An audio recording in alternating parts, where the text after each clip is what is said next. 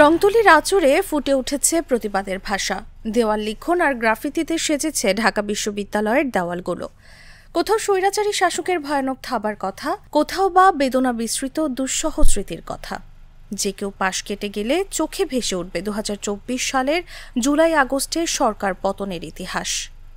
দেশের সর্বোচ্চ বিদ্যাপীঠ ঢাকা বিশ্ববিদ্যালয়ের ভেতরে বিভিন্ন ভবনের দেওয়াল আর সীমানা প্রাচীরে একসময় দেখা যেত সরকার দলীয় ছাত্র সংগঠন অথবা বামপন্থী ছাত্র সংগঠনগুলোর রাজনৈতিক বক্তব্য, স্লোগান লেখা। এসবের মাধ্যমে তারা দলীয় আদর্শ প্রচার করত। বিএনপি ক্ষমতায় থাকাকালীন ছাত্রদল এবং গত 15.5 বছর বিশ্ববিদ্যালয়ের এসব দেওয়াল দখল করে নিয়েছিল ছাত্রলীগের দলীয় স্লোগান। সেসবের আর বালাই নেই। 5 আগস্টের আগেও হয়তো অনেকের কল্পনায়ও ছিল না ছাত্র জনতার আন্দোলনে দীর্ঘদিন ক্ষমতা আঁকড়ে ধরে থাকা শেখ হাসিনা সরকারের পতন ঘটবে।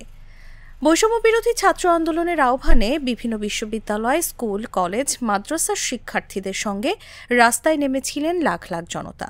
পুরো দেশ যেন একাট্টা হয়েছিল স্বৈরাচারী সরকারের পতন ঘটাতে। অবশেষে 5 আগস্ট পতন ঘটে শেখ হাসিনা সরকারের। সেদিনই পদত্যাগ করে ভারতে চলে যান শেখ হাসিনা।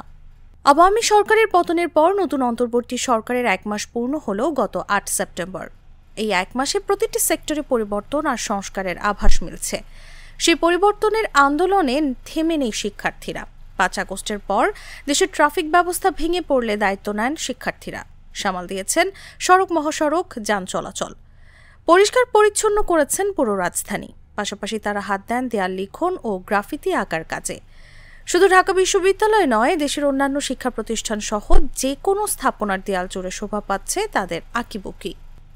গত আগস্টের শুরুতেই আন্দোলনকারীরা ঢাকা বিশ্ববিদ্যালয় এলাকায় ছাত্রলীগ ও বামপন্থী ছাত্র সংগঠনগুলোর লেখা দেয়াল লিখন মুছে ফেলে।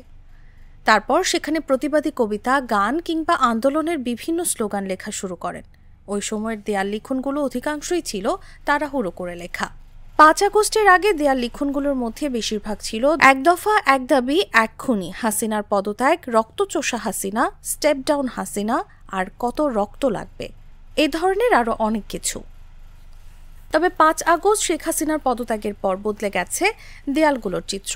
এখন দেয়ালগুলোতে শোভা পায় কোটা আন্দোলন থেকে শুরু করে গণ অভ্যুত্থান পর্যন্ত নানা রকম স্মৃতিচিহ্ন। বিভিন্ন আর্ট স্কুলের শিক্ষার্থীরা 8 থেকে 10 দিন ধরে রাঙিয়ে তোলেন এসব দেয়াল।